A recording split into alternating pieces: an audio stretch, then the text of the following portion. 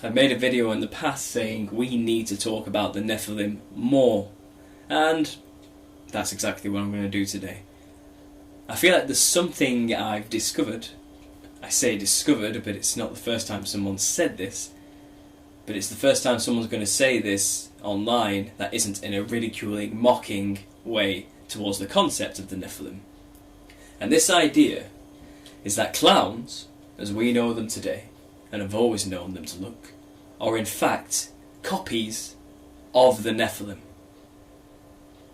Clown culture itself is a reference to, literally, the Nephilim that we talk about in the conspiracy culture.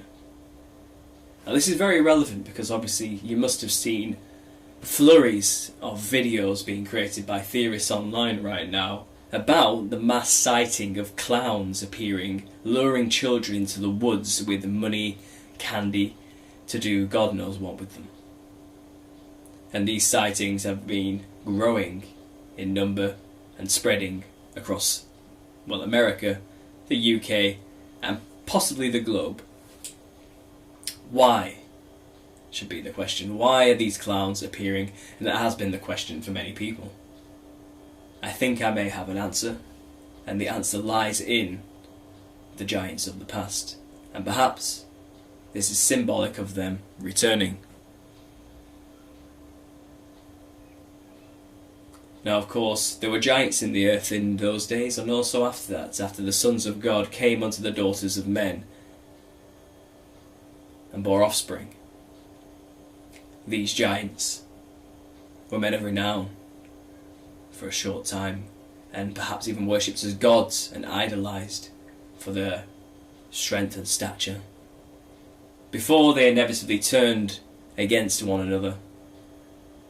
Cannibalistic in nature, these beasts would eat people and even each other, before God finally decided enough was enough, wiped out the earth with a flood, saved Noah, the only human beings left on the planet, and started again.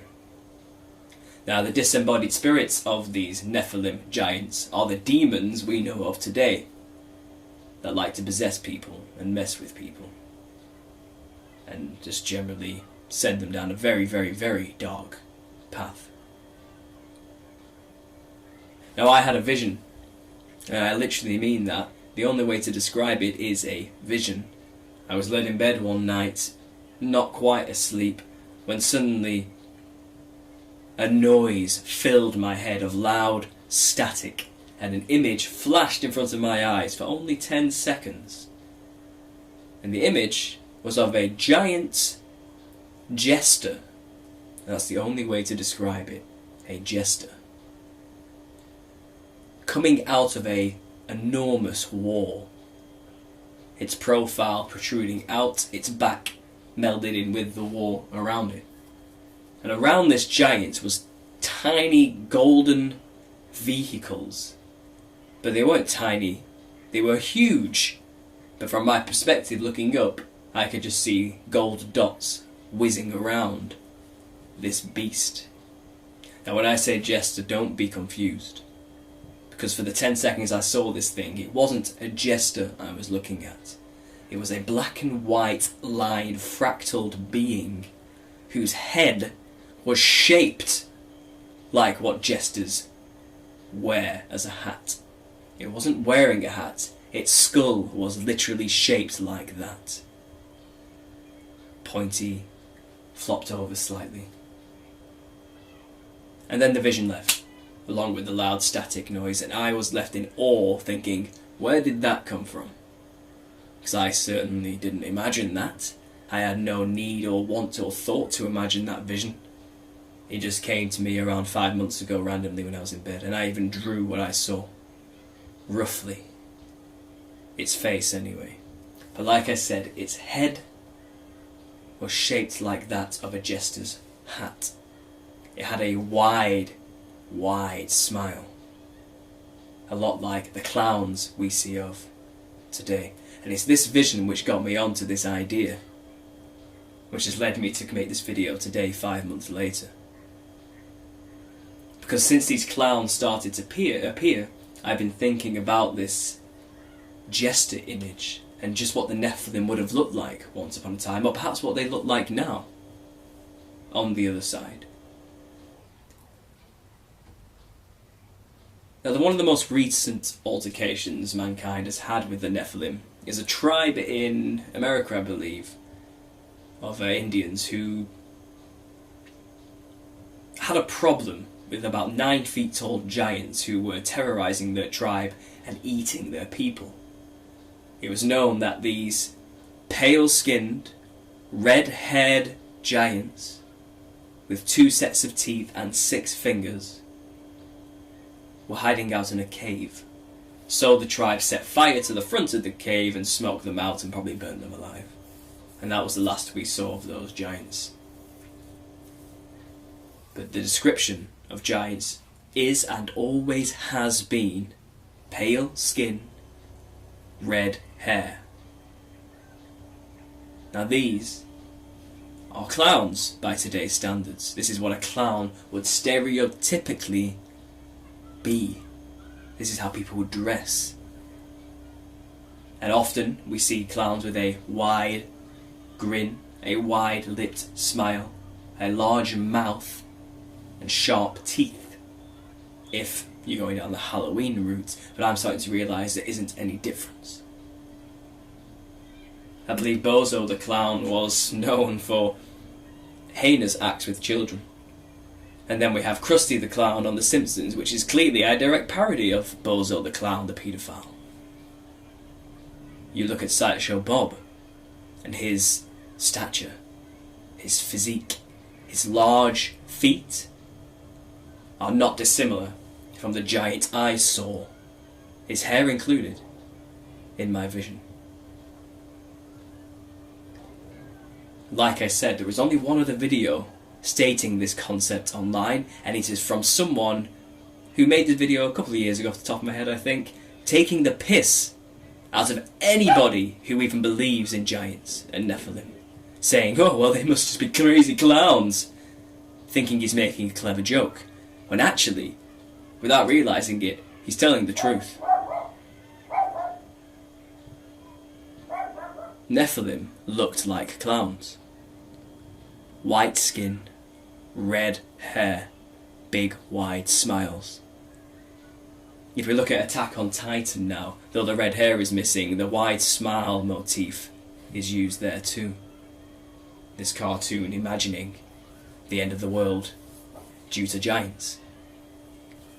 We know CERN is trying to rip open the veil and bring these entities, these Nephilim spirits that are on the other side, the giants in the fractaled matrix on the other side, back here.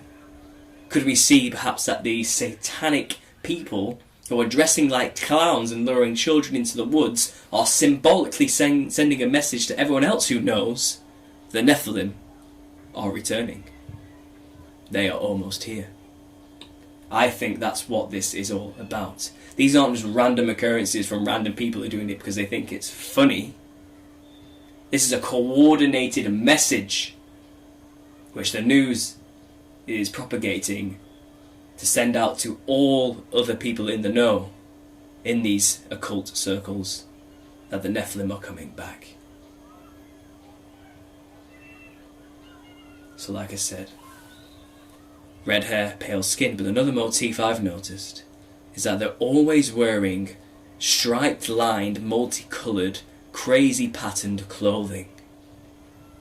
Do you think that might be symbolic perhaps of the fractaled matrix, the second heaven, where they are bodiless behind the veil? Multicoloured, multifaceted, not physical as we know it, but incredibly trippy world that they are stuck in and want to be free from and lure people to communicate them from, and with Ouija boards and any other occult method they possibly can, including sacrifice, summon them from the fractaled matrix. So the clown costume itself has been explained with this theory, I believe.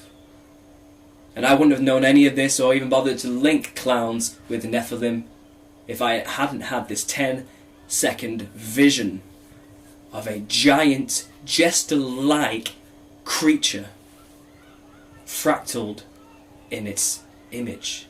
Another confirmation I got for this was when I saw a video of an artist who was showing his work where he had drawn a demon, where a demon appeared to manifest behind him, showing its arms stuck into his back. The pattern on this demon was black and white stripes, just like the demon I witnessed in that vision. I don't think it was a coincidence anymore. I stopped believing in coincidences a long time ago.